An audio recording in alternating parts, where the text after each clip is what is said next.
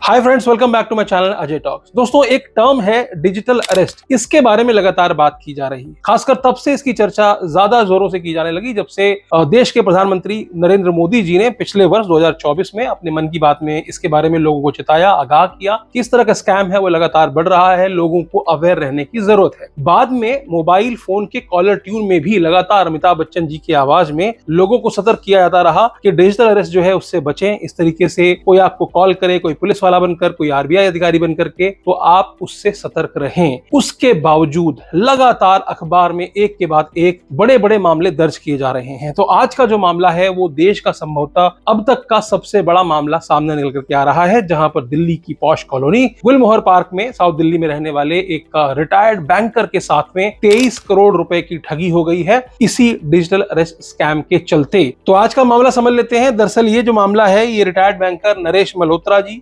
ये अकेले रहते हैं परिवार में। हालांकि इनके 2 बेटे हैं, बेटियां हैं, नाती पोते सब कुछ हैं, बड़ा पूरा परिवार है। पत्नी गुजर गई, उसके बाद ये अपनी कोठी में अकेले रहते थे। इनकी सर्जरी हुई थी जुलाई में। सर्जरी होने के बाद डिस्चार्ज होकर के जब ये घर आए, 1 अगस्त की दोपहर इनको एयरटेल की तरफ से एक महिला एग्जीक्यूटिव का कॉल आता है, जो कि ऑब्वियसली स्कैमर का कॉल था। और वो उनको बताती है कि आपके आधार कार्ड का इस्तेमाल करके मुंबई के भाईखला थाने में कोई मामला दर्ज हुआ है, जिसमें कि पता चला है कि आपके आधार कार्ड का इस्तेमाल करके एक नंबर इश्यू कराया गया है और उस नंबर से वहां के कोऑपरेटिव बैंक में अलग अलग खाते पाए गए हैं, जो कि आपके आधार कार्ड जो है उसके जरिए खोले गए हैं। और उन अकाउंट से 1300 करोड़ रुपए की टेरर फंडिंग जो है वो पुलवामा अटैक के दौरान की गई है। ये बताते हुए उनकी कॉल्स को अधिकारियों को ट्रांसफर किया जाता है। उनको मेहता नाम के एक व्यक्ति की जो है फोटो दिखाई जाती है और पूछा जाता है कि क्या तुम इस व्यक्ति को जानते हो, क्योंकि हमने उसे गिरफ्तार किया है और वो भी इस मामले में संलिप्त है। ये सब सुनकर के जो बैंकर नरेश जी हैं वो इस चीज को डिनाई करते हैं। वो कहते हैं कि मेरा इस व्यक्ति से कोई संबंध नहीं है, मैं इसे नहीं पहचानता हूं। तो उन्हें बताया जाता है कि एनआईए की जो टीम है वो आपको गिरफ्तार कर सकती है, तो आपको हमारे साथ कोऑपरेट करना पड़ेगा। एक जांच होने वाली है और ये पूरी तरह से एक सीक्रेट जांच है, जिसमें कि आपको या तो आप खुद यहां पर आइए, आपको गिरफ्तार किया जाएगा, या फिर आप जहां पर हैं वहीं रहिए। 6 महीने तक आपकी जांच चलेगी, आपको कहीं नहीं जाना, किसी को नहीं बताना। हमारे जो सीक्रेट एजेंट्स हैं, हमारे जो अधिकारी हैं, वो आप पर नजर रखे हुए हैं। आपकी सारी मूवमेंट ट्रैक की जा रही है, आपके कॉल्स को रिकॉर्ड किया जा रहा है। इस तरह से उन्हें डराया धमकाया जाता है और उनसे कहा जाता है कि आपको हमारी पूरी इन्वेस्टिगेशन में सहयोग करना है। अब उनसे सारी जानकारी लेनी शुरू की जाती है, मसलन कि आपका नाम क्या है, आपके परिवार में कौन कौन है, कौन क्या करता है, आप क्या करते हैं, आपके कौन से बैंक में खाते हैं, आपके लॉकर्स, आपके म्यूचुअल फंड्स, आपके शेयर्स, आपकी जितनी भी उनके एसेट्स होते हैं, सबके बारे में डिटेल से जानकारी ली जाती है। समय समय पर अलग अलग अधिकारी उनसे बात करते हैं। कभी कोई पुलिस वाला बन के बात करता है, तो कभी कोई आरबीआई से उनसे बात करता है। तो शुरुआत में नरेश जी को डिजिटल अरेस्ट रखा जाता है और चौथे दिन यानी कि 4 अगस्त को उनसे 14 लाख रुपए ट्रांसफर करा लिए जाते हैं। उनको यह बताया जाता है कि हम आरबीआई से बोल रहे हैं और आपका जो भी एसेट है वो हमारे पास सेफ रहेगा। इसी बीच में उनको एक फेक एफआईआर की कॉपी भेजी जाती है। सुप्रीम कोर्ट में जो केस लगाया गया उसकी कॉपी भेजी जाती है। उसके बाद एक फर्जी आरबीआई के अधिकारी उनसे कहते हैं कि आपको आपका जो पैसा है 14 लाख रुपए जो था वो उनसे लिया जाता है। कहा जाता है कि हमारे बताए हुए अकाउंट्स में डाल दो, जहां पर ये सेफ कस्टडी में रहेंगे। आपके खातों की जांच होगी और जांच के बाद जो ये पैसे हैं ये आपके खाते में वापस कर दिए जाएंगे। बाद में उनसे कहा जाता है कि आपको अपने शेयर्स बेचने होंगे। 25% शेयर जो है वो बैंकर अपने बेचते हैं और बेच करके 12 करोड़ 84 लाख रुपए जुटाते हैं और ये पैसा भी वो उन साइबर अपराधियों के बताए हुए अकाउंट्स में ट्रांसफर कर देते हैं। ये तो 14 लाख पहले ले चुके थे, 12 करोड़ 84 लाख रुपए और उनसे ले लिए जाते हैं आरबीआई का फर्जी अधिकारी बन करके, जैसा कि मैंने आपको बताया। उसके बाद उनको नए लोगों की कॉल आने लग जाती है और वो कहते हैं कि हम ईडी से बोल रहे हैं। अब आपकी जो जांच है वो ईडी करेगी, क्योंकि जो पुलिस है वो कॉम्प्रोमाइज हो गई है। तो जो पुलिस की अब तक की जो जांच चल रही थी उसको इग्नोर करते हैं और ईडी की नए सिरे से जांच जो है वो शुरू करने वाले हैं। इसी बीच आपको जानकर हैरानी होगी कि जो बैंकर साहब हैं नरेश जी, इसी बीच अपने पोते की शादी में भी जाते हैं। जी हाँ, मतलब उनकी जो सुपुत्री हैं उनके बच्चे की शादी में भी वो जाते हैं। अपने परिवार वालों के साथ भी घूम रहे होते हैं, लेकिन अंदर से इतना डर होता है क्योंकि उनको ऐसा बता दिया जाता है कि तुम पर लगातार नजर रखी जा रही है। हमारे सीक्रेट एजेंट्स जो है वो तुम्हारे आसपास हैं। अगर तुमने किसी को बताने की कोशिश की तो तुरंत ही तुमको गिरफ्तार कर लिया जाएगा। मामला हाई प्रोफाइल है और पुलवामा अटैक से भी जुड़ा हुआ है, टेरर फंडिंग से भी जुड़ा हुआ है। तो ऑब्वियस सी बात है वो डर चुके थे। डेढ़ महीने तक उनको इसका आभास नहीं हुआ कि उनको साइबर ठगी का शिकार बनाया जा रहा है।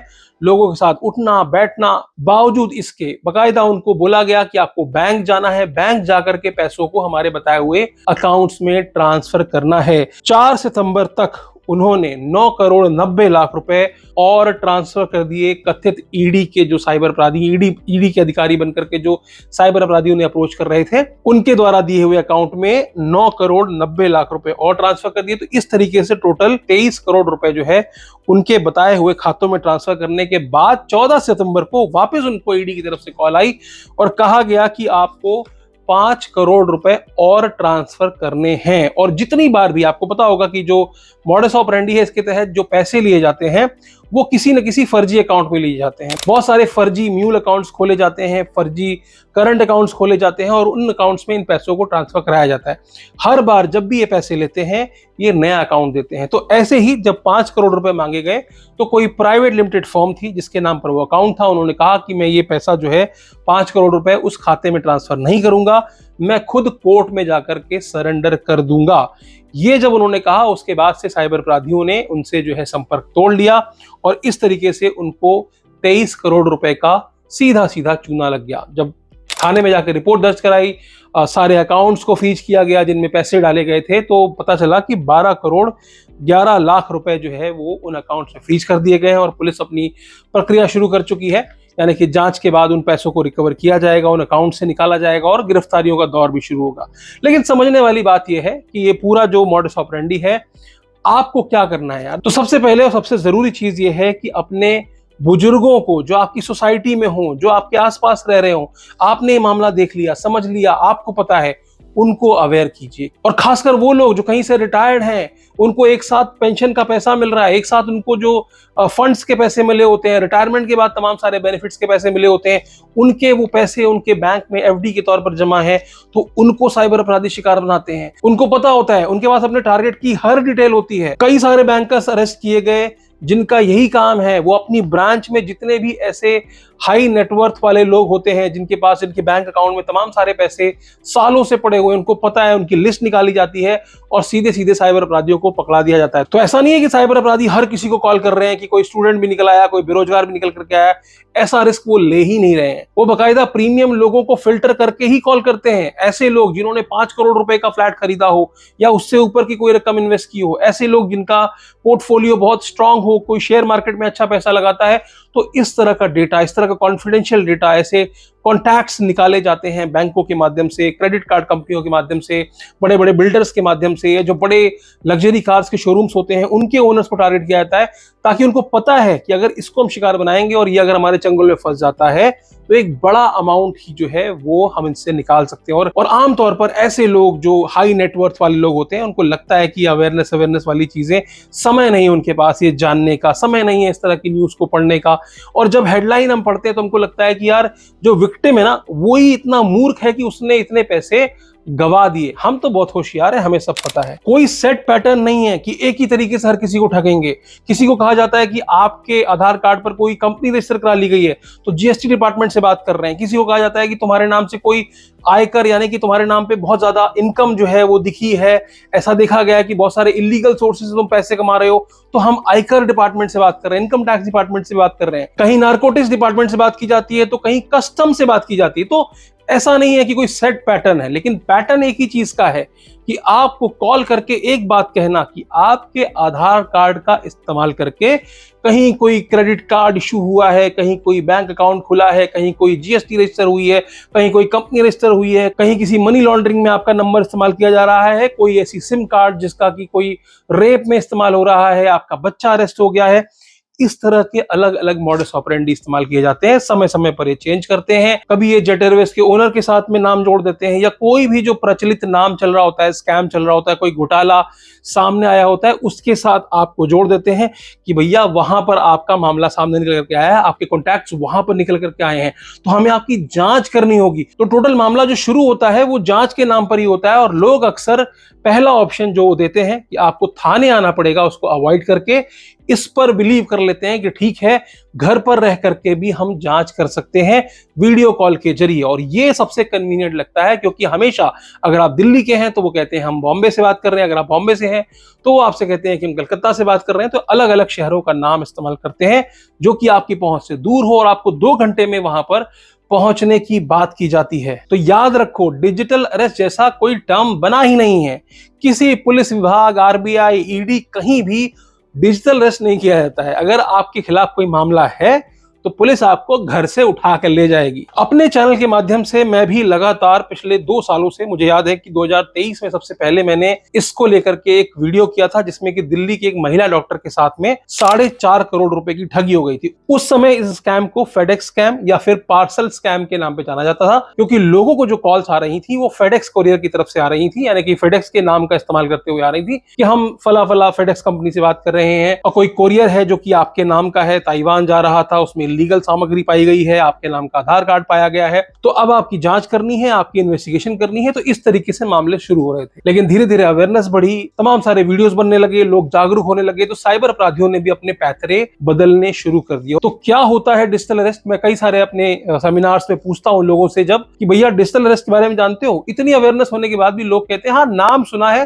लेकिन एक्चुअल में नहीं पता कि उनके अकाउंट से पैसे जाते कैसे, यानी कि जो भी साइबर ठगी का शिकार बन रहे हैं उनके खाते से पैसे जाते कैसे हैं, क्या उनको हैक कर लिया जाता है? ऐसा क्या होता है कि लोग खुद ब खुद पैसे जाकर के उनको ट्रांसफर कर देते हैं? तो लोगों ने टर्म तो सुना है, लेकिन लोग ये जानने के बिल्कुल इच्छुक नहीं है, जिसकी वजह से लोग इसके शिकार बन जाते हैं। क्योंकि डिजिटल अरेस्ट करने वाले लोग जो स्कैमर हैं कभी भी इस टर्म का इस्तेमाल करते ही नहीं है। कि डिजिटल अरेस्ट नहीं कहते कि आपको हमने डिजिटल अरेस्ट कर लिया है या ऐसा कुछ। ये कोई इकलौता मामला नहीं है। इसके पहले नोएडा में 76 साल की एक महिला सरला देवी, उनको 23 दिन तक डिजिटल अरेस्ट रखा और उनसे 44 लाख रुपए की ठगी कर ली गई। इसके पहले पुणे का एक मामला, 83 साल की एक रिटायर्ड डिफेंस ऑफिसर है, उनको 1 महीने तक डिजिटल अरेस्ट रखा, 1 करोड़ रुपए की ठगी कर ली गई। कर्नाटक के विधायक जो हैं, पूर्व विधायक हैं गुडप्पा वकील, उनके साथ 31 लाख रुपए की ठगी कर ली गई। बीजेपी सांसद, अभी 1-2 दिन पहले न्यूज में था, बीजेपी सांसद डॉक्टर के सुधाकर जो कि कर्नाटक से आने वाले हैं, उनकी पत्नी को भी जो है डिजिटल अरेस्ट रखा गया और उनसे 14 लाख रुपए, और साथ में एयरफोर्स के एक रिटायर्ड कर्मी जिनको कि 36 दिन तक, जो कि पूरे परिवार को डिजिटल अरेस्ट रखा गया और उनसे 3 करोड़ 21 लाख रुपए की ठगी कर ली गई। ये कुछ ताजा मामले हैं जो कि पिछले कुछ दिनों की अखबार की सुर्खियां रहे। इनफैक्ट बीते दिनों एक बहुत ही दुखद मामला भी सामने आया था, जहां पर कर्नाटक के एक दंपत्ति जिनके साथ 50 लाख रुपए की ठगी की गई थी, ठीक इसी मॉडस ऑपरेंडी के तहत उन्होंने इस अपराध के चलते, इस साइबर अपराध के चलते अपनी जान भी गंवा दी थी। दंपत्ति ने जान गंवाई थी क्योंकि उनको साइबर ठगी का शिकार बना लिया गया था। 50 लाख रुपए ठग लिए गए थे, वो इतना डर गए थे कि उन्होंने अपनी जान तक ले ली। अब इतनी सारी घटनाएं होने के बाद अगर गिरफ्तारियों और सजा की बात की जाए तो अब तक 2 घटनाएं सामने आई हैं जिसमें कि गिरफ्तारी होने के बाद उनको सजा भी दी गई है।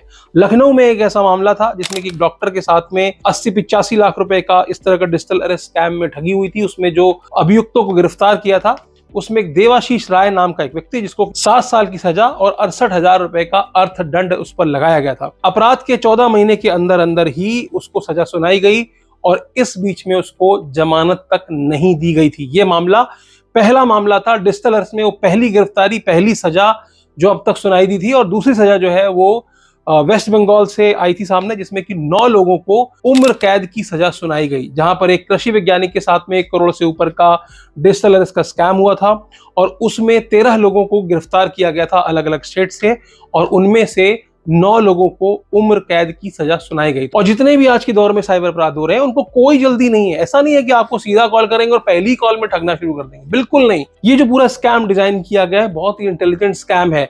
आप जब इस दौर से गुजरते हैं, मैंने भी अपने तमाम सारे वीडियो बनाए, मैं भी इस दौर से गुजरा था, मैंने देखने के लिए कि आखिर किस तरीके से आपको साइबर अपराध का शिकार बना रहे हैं, तो बाकायदा एक प्रोफेशनल ऑटोमेटेड कॉल आती है आपको विश्वास में लेने की, मतलब आपके इर्द गिर्द ऐसा डर का माहौल बना दिया जाता है, ऐसी दुनिया बना दी जाती है जो आपने पहले कभी एक्सपीरियंस नहीं की होती है।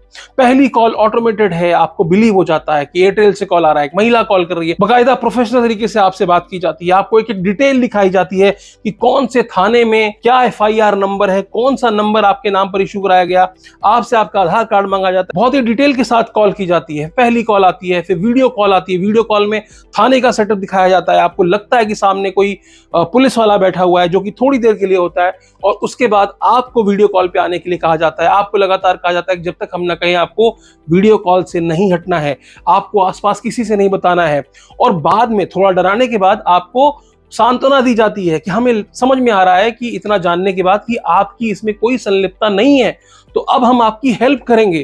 तो तब तक आपको पता ही नहीं है कि ये कोई स्कैम का हिस्सा हो सकता है, क्योंकि आपको अब तक ये लग रहा है कि एक इन्वेस्टिगेशन का हिस्सा है, मेरे आधार कार्ड का गलत इस्तेमाल कर लिया गया है, तो मुझे इससे बचना है। क्योंकि जैसा कि हमने हर केस में देखा है, 40-40 दिन तक डिजिटल अरेस्ट क्यों रखा गया?